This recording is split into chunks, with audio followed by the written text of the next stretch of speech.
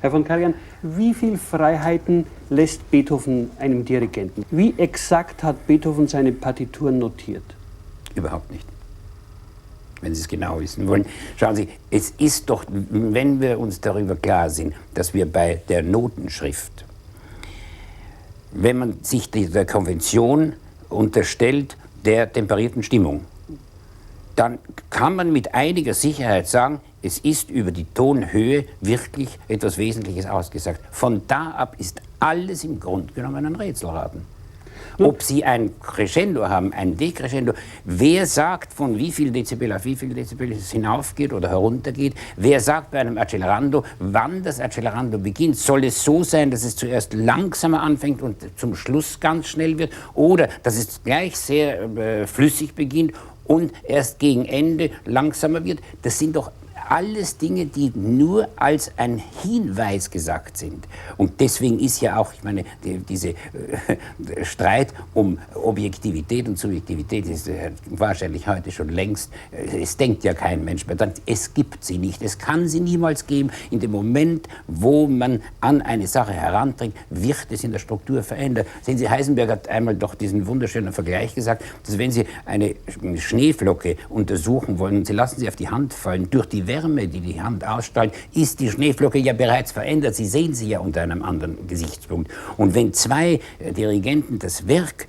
als solches anrühren, so ist es automatisch anders. Nun, eine der angeblich sicheren, objektiven Methoden, ein Musikstück festzulegen, soll das Metronom sein. Nun sagen Musikologen, das Metronom bei Beethoven ist ganz unzuverlässig gewesen, denn die Maschine war damals ganz neu und hatte noch so viele mechanische Mängel, dass auch kein Verlass ist drauf. Beziehen Sie sich auf Beethovens Metronomangaben? Ja, im Grunde genommen, es gibt ein paar Ausnahmen dafür, aber im Grunde genommen sind sie ziemlich genau. Und das führt dazu, dass zum Beispiel der erste Satz der Eroica und auch der letzte bei mir, sie sind wirklich genau an dieses Metronom gehalten und viele Menschen finden, dass es sehr schnell ist. Und ich kann darüber nicht streiten, weil es einfach für mich eine völlige Überzeugung ist, dass es so sein muss. Aber fraglos ist das Metronom in dieser Form nicht. Heute hat man ja etwas ganz anderes. Wir haben heute eine Stoppuhr und da drückt man auf die Stoppuhr und dann zählt man 12 Einheiten. 12 Einheiten, wie der Takt läuft. Und wenn Sie dann abdrücken, haben Sie am Rand, das ist so, wenn man die Geschwindigkeit in einem fahrenden Auto bestimmt, haben Sie genau die Metronomzahl. Das ist schon ein sehr verlässlicher Angabe. Vor allem deswegen, weil es ja über einen größeren Zeitraum gemacht ist. Benutzt Sie diesen? Ich benutze ihn immer wieder zu meiner eigenen Kontrolle. Und ich habe, bitte, das ist vielleicht von wo ich es her habe, weiß ich nicht, ich habe ein sehr starkes Rhythmusgefühl. Und ich kann Ihnen sagen, beim Abhören eine Schwankung von vielleicht 2 bis 3%. Beethovens 9. Symphonie haben Sie immer und immer wieder neu geprobt und aufgeführt und natürlich auch aufgenommen. Wird sie einem da eines Tages nicht über, man fragt sich, muss ich es nochmal machen? Nein, ich will Ihnen das an einem anderen Beispiel, es war nicht die 9. Symphonie, es war die 4.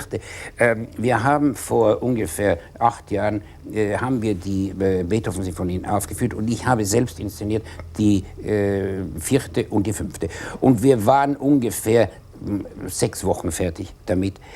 In dieser Zeit habe ich natürlich die ganzen Schnitte gemacht und meine Cutterin, die mit mir arbeitet, hat mir gesagt, ich habe das Gefühl, jetzt beim Schneiden haben Sie das Stück ungefähr 200 Mal gehört. Sagen Sie, ja, kommen Sie nicht bis daher? Sage ich weiß nicht, ich kann Ihnen nur eines sagen, jetzt, heute oder morgen beziehungsweise, spielen wir in London ein Konzert, da hat uns Edward Heath dazu eingeladen, wie der Anschluss an die EWG war, ne? Als Geschenk von Deutschland.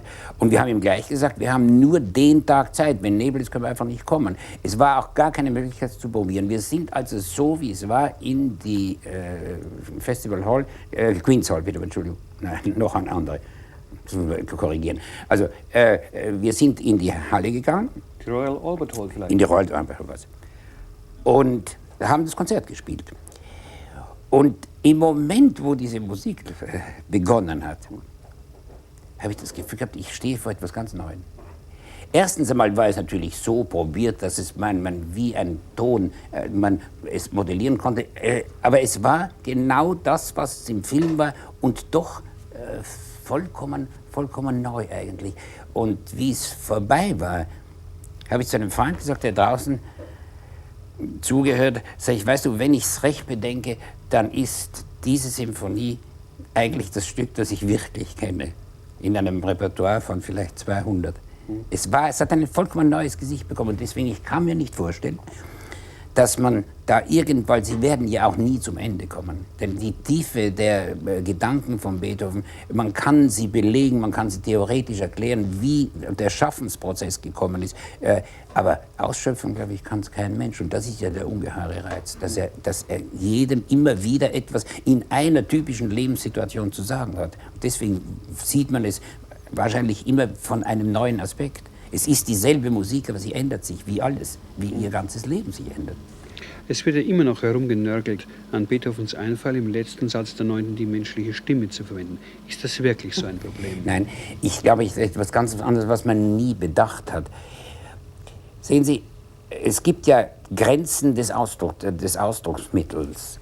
Zum Beispiel, ich hatte einmal mit Walter Felsenstein eine Inszenierung und da hat er gleich bei Beginn etwas Wunderbares gesagt. Er sagte, wissen Sie, wenn ich die Sänger nicht auf einen Standpunkt, auf einen Zustand der Exaltation bringen kann, die so groß ist, dass sie nicht mehr sprechen können, sondern singen müssen. Und das ist im Grunde genommen die Erklärung dafür, dass die menschliche Stimme dann angesprochen wird, ist, weil das Instrument nicht mehr ausreicht. Und vielleicht, wenn ich ein Detail da sagen darf, das Rezitativ der Kontrabässe, dieses 5- oder 6-teilige Rezitativ, was vor der Stimme kommt, ist ja die Vorausnahme davon. Und ich glaube wirklich, nach 20 Jahren haben wir das so hinbekommen, dass die vorgetragen wird mit einer Freiheit, die fast schon menschliche Stimme ist. Und zum Schluss ist eben als letzte Erfüllung ist das da. Ich empfinde das immer so, dass eigentlich ich warte 20 Minuten drauf, bis das wirklich kommt. Und die Ergriffenheit stellt sich immer wieder neu ein? Immer wieder. Ich habe immer wieder Gänsehaut, wenn es losgeht. Wirklich? Ja. Bei einem Sportler spricht man ja von der Tagesform. Ist ein Dirigent nicht auch von einer seelischen Tagesform abhängig? Gibt es nicht Tage, wo Ihnen, sagen wir, Beethovens 5. völlig wurscht ist? Nein, wurscht nicht. Vielleicht kommt man an dem Tag da nicht hin, wo man wirklich hin will. Das ist ganz klar. Wir sind ja alle Menschen mit allen Schwächen, die passieren können. Natürlicherweise ist vieles doch die Disziplin. Ich meine, das ist ein Beruf, der wirklich aus einer eisernen Selbstdisziplin herrschen muss. Und da kommt schon sehr viel heraus. Und dann vergessen Sie nicht, es ist ja doch etwas, was Sie ja von vornherein entzündet. Das ist einfach, wenn der Klang kommt. Nicht? Das darf man nicht vergessen, das ist eine Hilfe. Wenn Sie ein Rezitator sind und eine Vorlesung halten, Sie haben ja nichts anderes als das Wort. Das ist vielleicht die reinste Form der Kunstausübung, weil Sie nur auf sich selbst gestellt sind. Sie haben nicht ein Instrument, was Sie spielen können. Nur Sie allein. Wir haben ja dieses wunderbare Orchester. Allein, wenn Sie schon zu spielen anfangen, es bringt Sie doch einfach auf einen ganz anderen seelischen Zustand. Wenn man Sie bisher im Fernsehen dirigieren hat sehen, war es immer Film, wochenlang geprobt, gedreht und geschnitten, bis alles wirklich perfekt war. An Silvester dirigieren Sie im ZDF nun Beethovens 9. live. Ist das ein Risiko? Doch, das kann ich Ihnen erklären. Es hat ja eigentlich, dieses Filmen hat ja in 3 Phasen stattgefunden. Der erste, da sind wir in Atelier gegangen und haben mit Playback gearbeitet. Und zwar aus dem Grund, weil einfach die Akustik als das besser ist. Nun, damals war es ja ein völliges Neuland.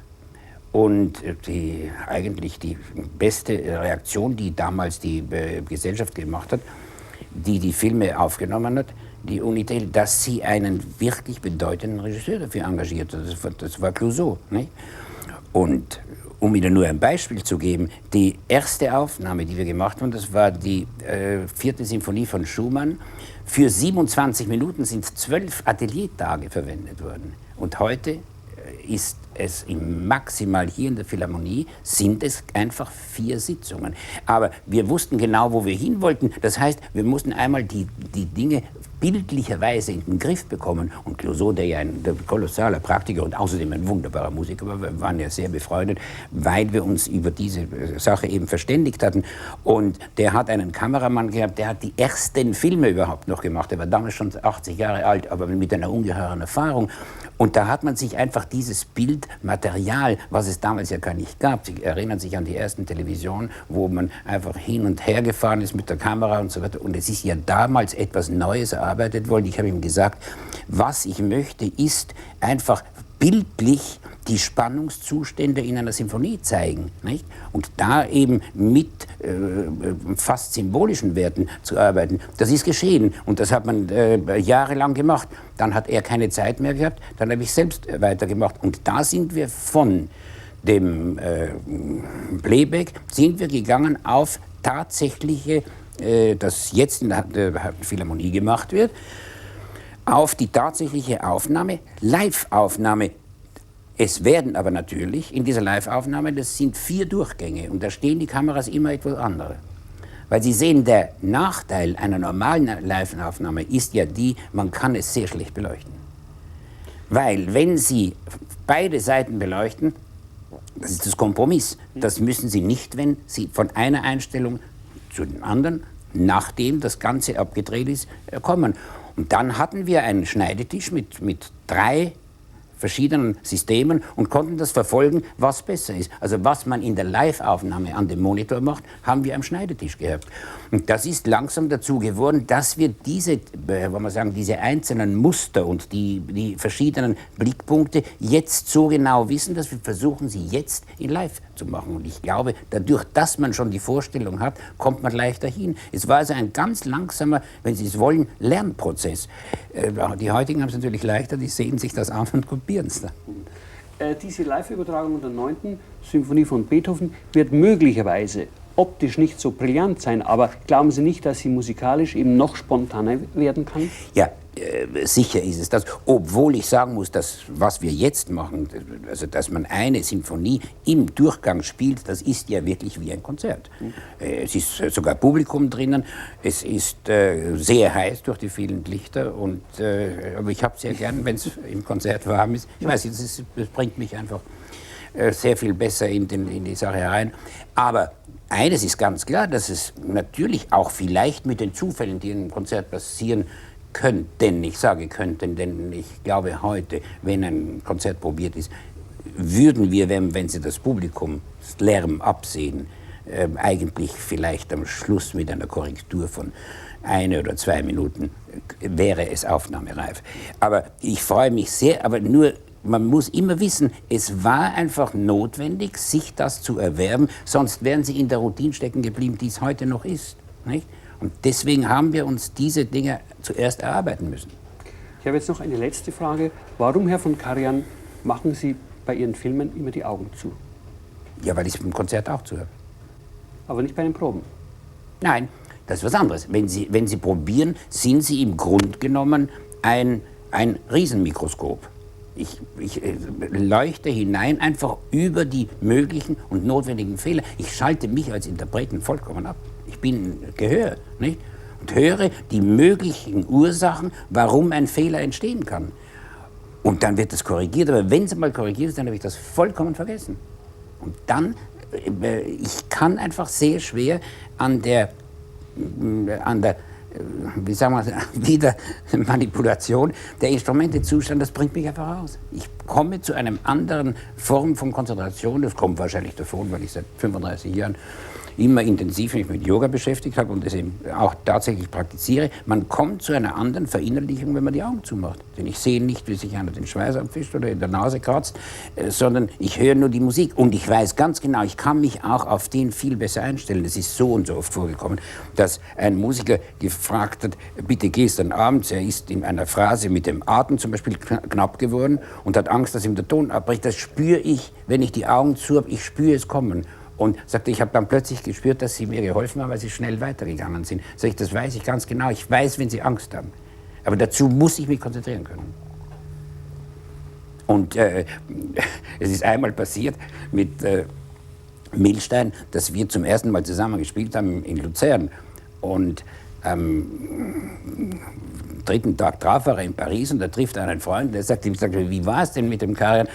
Er sagt, es war wunderbar, wir haben uns herrlich verstanden. Es war nur ein kritischer Moment, weil du weißt doch, ich spiele immer mit geschlossenen Augen. Und mittendrin mache ich mal die Augen auf und schaue auf den Dirigenten, hat er auch die Augen geschlossen, da habe ich es auch schnell zugemacht wieder. Das war's.